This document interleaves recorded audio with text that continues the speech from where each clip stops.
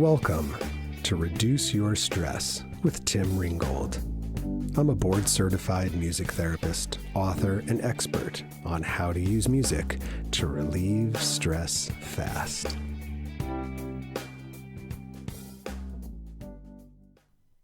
This podcast is sponsored by McConnell Music Therapy Services, Inc., where they believe in the power of music to transform people and communities. Based in Northern California, their board-certified music therapists support people of all ages and abilities within hospitals, schools, corporations, and communities using music experience to connect, express, and de-stress. Visit them at mcconnellmts.com or their Facebook page, McConnell Music Therapy. This episode of Reduce Your Stress with Tim Ringgold is also sponsored by Dr. Nisi, trainer and certifier of master and executive coaches, because she believes every person, every relationship, every business, and your finances should be extraordinary. Find out more about Dr. Nisi Moore and the Life Coaching Institute at www.drnisi.com. That's DRNEECIE.com. Hello, happy Labor Day, and welcome to another episode of Reduce Your Stress with Tim Ringgold. It's so great to be with you. I'm so glad you're here. And I just got to start out, as always, with a big, giant thank you. Thank you, everybody who's left a review, especially GBird27. My man, Doug, he writes, I'm not in healthcare, but I've found this pod to be highly effective. Tim's voice and music are so soothing. I could feel the stress leaving my body after just a few minutes. Thank you, Tim. No. Thank you, GBird27. The sweetness behind that review is that happens to be one of my childhood best friends. And let me tell you, I got a lot of friends out there, and not all of them have felt the need to give me any love on the pod. So greatly appreciated, Doug. Thank you so much for listening. It's a way that I feel like we're still connected, even though there are miles between us. So today I interview musician and composer, and I'll tell you, probably the most prolific composer I've ever met. So Jason has, you ready for this? He's created 3 musical styles, not songs, not albums, styles. 1, 5-element meditation music. 2, Zen piano, and 3, new opera. And he's released over 22 albums, yes, 22, using music to teach ancient Taoist and Vedic wisdom. He's been #1 on Billboard and Amazon, had 5 Billboard Top 5 albums in a 5-month period in 2019, and gets millions of streams each month. His music has opened meditation to thousands of people who've never meditated before or have tried meditation and failed in their effort to simply sit still and clear the mind. A 7th degree black belt and co-founder of Zen Wellness, Jason's company teaches a new definition of wealth that includes mobility, stability, grace, inner peace, and clarity, using ancient wisdom teaching that includes breath, movement, and intention, all scored to original music. The company offers trainings, seminars, retreats, certifications, and online courses.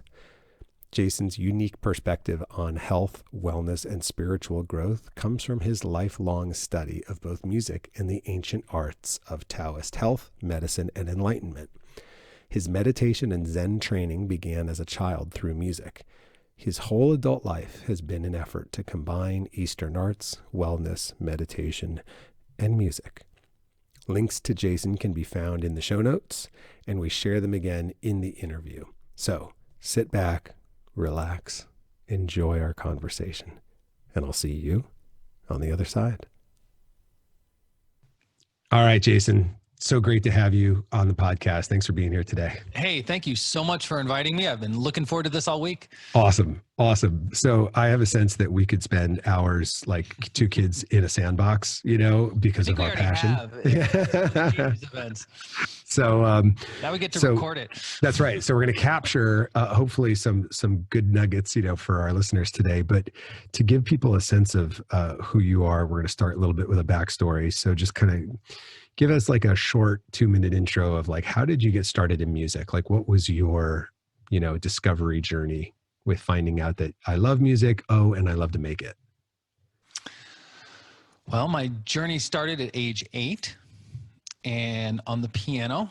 Okay. And I can remember one of my first piano lessons, maybe the first lesson. My teacher said to me, "Never ever listen to notes."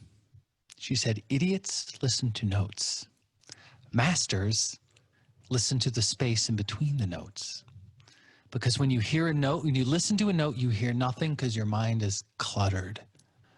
When you listen to silence, your mind is clear and you hear everything. And at age 8, okay, that was just another thing. And I also learned, that 2 + 2 = 4, I guess, that day, or whatever I learned. And so it was just another thing. It wasn't that profound. And we used to play these chords and listen to them like dissolve into nothingness, which is actually a temple bell discipline. I learned that years later. When you hit the temple bell, and you know how sometimes there's a dissonance in the temple bell? Ning, like that. And the mastery there is you listen to that dissonance dissolve into nothing. And then you hear that little space of nothingness, because what is the point when sound turns into nothing? And you focus your attention on that. And that brings you into a point of, we can call it Zen, we can call it now, we can call it Satori. It doesn't matter what word we use for it, but it makes you present. So my earliest meditation started then, but we didn't call it meditation. She was just a real intense teacher. It was called Shut Up and Listen is what it was called. What an amazing teacher to have stumbled upon, to give you such a deep lesson, and not have it just be technical. Yeah, well, then 10 years later, when I started formal meditation training, ashram meditation, where, you sit for 3 hours and you go through your Chomsum training. Well, then it was like, okay, well, wait a minute. I've already been doing this, like one part of it. I wasn't doing the physical movement with the breathing and all of that, but the part of turning off the incessant stream of thinking through deep listening is... I started that at a very young age, and that actually evolved into the Zen piano brand, which I'm in the process of that. And I think you've heard some of the Zen piano albums. This is, years later that I started going, starting this. The whole point of Zen piano is each song is 3 minutes. And for 3 minutes, it's you and me. And through deep listening, the space in the music creates space in your head. And when you have a gap of incessant stream of thinking, it actually changes your brain chemistry. And once you have that chemistry change, once you turn off your inner dialogue, you can't unring that bell. Something magical happens, and really your chemistry changes, your creativity goes up, and it's kind of an amazing process. And so that's the whole point of Zen piano. The whole Zen piano project, I'm about halfway into a 1,700 song cycle of translating this ancient language called the I Ching. It's a 6,000-year-old language, and so I'm putting it into a musical context. And it's a pretty big project, with the albums. And it's all based on hexagrams and a language. It's called Changing Lines, and it goes through everything. But at its essence, it's a 3-minute meditation of deep listening, listen to the space, get you to stop thinking, and it changes you. And it makes you a better person. It makes you better at whatever you're doing. And I'm not saying, it's not the music that makes you better. It's the process, and the music is just the tool or the skillful means to get to that point. So a little tie-in from 4 decades ago.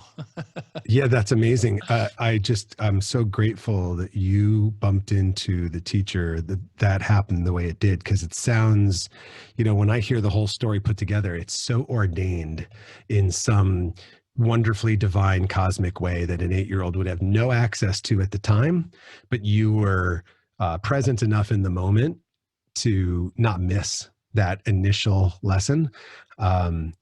And I'm just so blown away by that, because I've known we have so much in common, but as soon as you start to talk about the silence and the space between, one of the things I always try to convey to people, that particularly with rhythm, because rhythm is this metaphor and it's this process our body is in all the time, is it's not the sound, it's the silence between the sound that dictates the rhythm, because otherwise it would just be right? It's when we break the sound, it's those moments of silence that inform us as to what the rhythm is.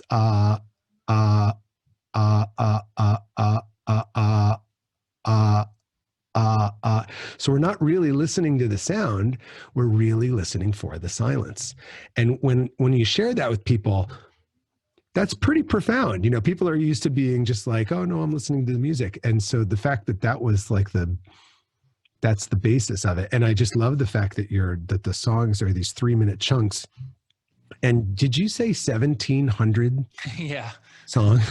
I finished my first 9-album cycle. I actually just finished it. The last one came out. It was 9 albums, 9 volumes. 9 is a spiritual number. So I tend to do sets of 9 of the records. Okay. So each album had 72 songs. So it was 648 songs. And this is all on iTunes and Spotify. It's everywhere. So that was the first cycle. Okay. And then I love doing that. I was supposed to finish there. That was it. But I got really into it, and I came up with another cycle of 64 albums of 15 songs each.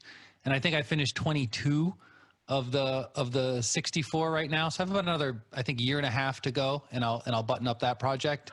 And I don't know, I might find an excuse to do more, but I like to begin a project, or when I first get into it, I like to have, okay, here's the end date, here's what it looks like, and here's the whole cycle. And it's easier for me to think in terms of that way, think in terms of project. But I mean, that's the Zen piano. And then I have a 9-album cycle. This is really when it started, because I took 20 years off from music. I did it all as a kid. Even by the time I was 19, it was real obvious to me that whether it's music, whether it's meditation, whether it's yoga, whether it's Tai Chi, whether it's martial arts, whether it's Qigong, they're all the same. Like at 19, I said, because I was in music school at the time and I was going through all my, Zen training and everything, it just made total sense. And then in my early 20s, I stopped music, really mid-20s, really professionally. I didn't do anything for 20 years. And then I, went through all my own Zen training and cultivation training and started an organization, raised a family, and, did all that stuff. And then it wasn't until my mid-40s where I came back to it and said, okay, now I'm going to combine this. Like, I have everything I need to put together the music with the spiritual cultivation, because I know the language of it, and now I'm going to do it. It was only supposed to be 9 albums. Like, when I started, I committed to a 9-album series, and it was 5-element meditation music for our students to create these 5-minute songs with a bell every 4 seconds, so that to time breathing or to time movement. And then I intertwined 5-element teachings into the album. So each album has a wood version. Wood sprouts, so the melody goes up. Fire disperses, so the melody goes up and out. Earth is flat and sweet, so the melody always comes back to center, but it's very pretty. Metal splits and goes downward with a little bit of grief, so those songs have a tiny bit of kind of almost wailing, thin energy, metal energy. And then water flows, but water is very thick. So I would put all of this language into the orchestration, and then different albums, I'd do different mantras. Om Mani Padme Hum, Om Namah Shivaya, whatever it is. And I got choirs and multiple singers and, orchestras. I mean, so it was very richly orchestrated. And then I finished the 9-album series, kind of bouncing around here with the story.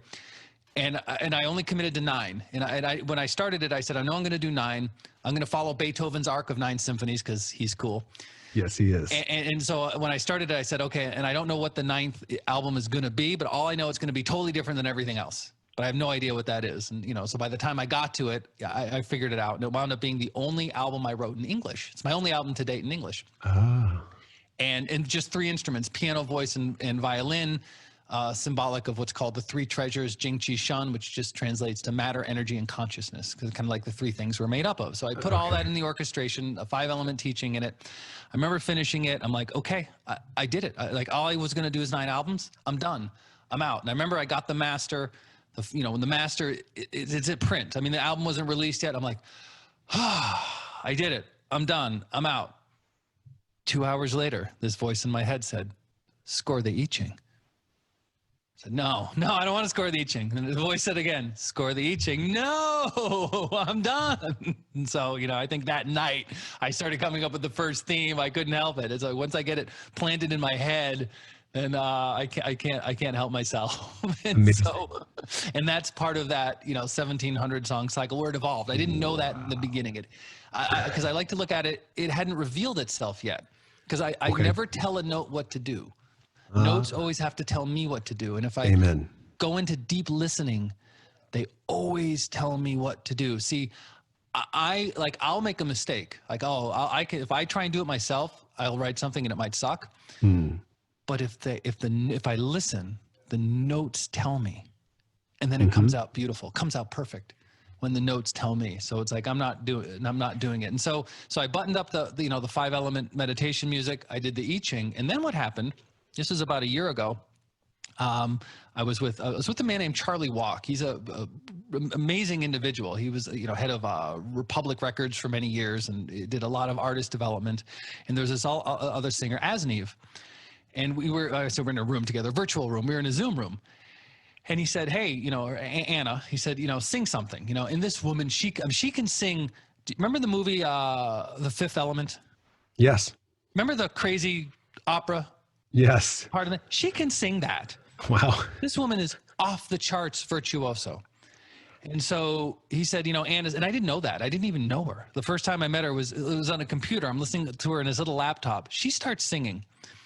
Her singing was so big and glorious. I came out as static on the speakers. It wasn't even clear, but I could hear through that. And I was mesmerized. And I said, oh my God, this woman is amazing. I said, I know exactly what to do. I know it. And it's like, I didn't, but I did.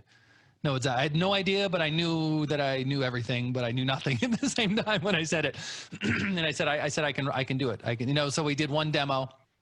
And it came out unbelievable. I gave her a vocal part, and she made it so much better than what I wrote. And then we did that. And then Charlie said, okay. He says, call it New Opera. She's opera, you're New Age. I'm like, interesting. I would never have come up with that. New Opera. I was going to call it Zen Voices, but he's sold about 1 billion more records than me. So I'm going to, sometimes you have to know when to shut up and listen. So he called it New Opera. And it's evolved. I'm in deep in production on our second album now. We haven't even released the first one. And I think I sent you some of those tracks. Didn't I send you with the big thundering taiko drums and the voices and the glorious angelic voices. And so what we're doing with New Opera, the concept is I'm turning opera on its head. What does that mean? Opera traditionally is a drama until you're watching a drama, and it's an external drama. So what happens if we flip it? And as opposed to the external drama, let's look at your internal drama. But now let's go into deep listening. Through deep listening, you enter the now. Internal drama doesn't exist in the now. So it's actually a dissolving of internal drama through deep listening. And that's the New Opera brand. Wow. That's really cool. That's really, really cool. I really appreciate that, because one of the things I wanted to really highlight here is that, a lot of people, when they make music, they're making it to entertain, or they're using it for the purposes of teaching more music, right? And you've found like a third space for this process of self-development, healing, growth. It's this like other shape on the pegboard. And that was why I wanted to basically introduce you to my listeners, because that's the purpose of the podcast. Is I'm writing these pieces of music wrote themselves, like you articulated so nicely. My guitar. I look at my guitars and I say to them, "What do you want to say right here?" Yeah. It's not what do I want to say. Up here, I'm a hot mess, but my guitars are really clear. And as I say up here to all of you listening, I'm pointing to my head right now. But in my head, I'm a hot mess, but my guitars, they're just crystal clear. So I just really appreciate that. Where so the different brand, it's called New Opera. But if listeners are like, wow, I really want to check out Jason's stuff, where do they find you online? A couple of places. I mean, you can go to jasoncampbellmusic.com. Okay. You can go to zenwellness.us. That's the meditation organization. You can also look me up on Spotify. There's a few Jason Campbells, but if you type in Jason Campbell meditation music, you'll get me, or Jason Campbell Zen piano. You'll get me on all the major platforms. Okay, cool. I'm pretty easy to find. Excellent. And I'll put the two websites in the show notes for people as well. I wish we had more time, but I also want to respect my listeners are used to short little nuggets of information from me. So thank you so much, Jason, for sharing your passion, your story, your music, your approach, and this journey that you're on. Holy cow, more will be revealed, and we're going to stay tuned and find out more about it. Thanks, man. Hey, thank you so much for having me on, Tim. You are so welcome. All right, everybody, I will talk to you soon. Thanks so much for checking out this episode of Reduce Your Stress with Tim Ringgold. I've got a couple of resources for you, which you can find in the show notes or you can listen to right here. So check it out. If you enjoy the sound of my voice and you enjoy the sound of my guitar, imagine them put together.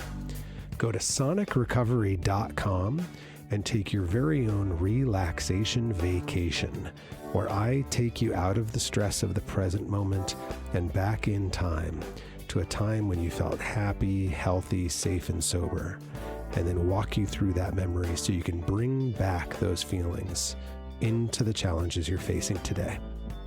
So go check that out. It's at sonicrecovery.com. If you're a healthcare worker in recovery, check out the Music in Recovery Self-Care Guide for healthcare professionals that I created just for you. That's at hcp.sonicrecovery.com. And if you're a healthcare worker and you'd like more information about how to help your patients use music, you can check out the Music Medicine Guide that I created just for you at musicmedicineguide.com. Lastly, if you enjoyed the pod and you haven't done it yet, would you just take a minute to rate and review it? It really only takes about 60 seconds, believe it or not, and it would go a long way to help us make more people know just how good this pod is, particularly for healthcare workers and their stress. Thanks again. See you next time.